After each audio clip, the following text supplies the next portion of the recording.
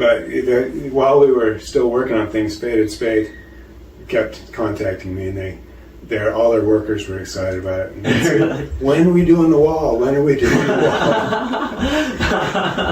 Oh man, that's awesome. So they were excited. They were glad to do it and help us out. Yeah, because the story on the back talking about me. Oh, yeah. On the back of the cards, on the back of the deck, we put a story, and it's really a real short version, but it tells a little bit about how the game was started by a 16-year-old high school student. Hispanic. And it talks about him being first-generation Hispanic. And his mother was born and raised in Mexico. And so it is actually true. We looked it up to make sure, and there's different interpretations.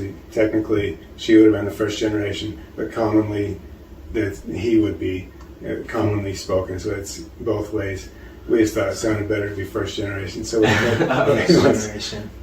Yeah, I have a lot of cousins and aunts and uncles in Mexico, and it's kind of interesting because they're all Mexican citizens, and a lot of them like Trump because when he's in office, with the border and a lot of the stuff he's been doing makes it a lot nicer in Mexico because he's there with the border policies and different things that he set up. And you know more about this, so you probably could talk about it. So for example, when the border was open during Biden, they would have drug problems, drug cartels, all these problems and all these things that were going on. It was awful down there.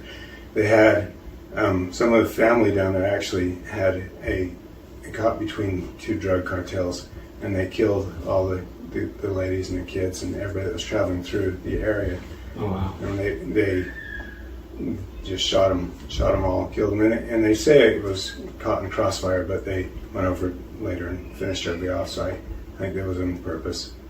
But so there's that. There was cartels that would go through and take people, kidnap and take people. They're going through a lot of stuff. But when the border was strong, it discouraged that.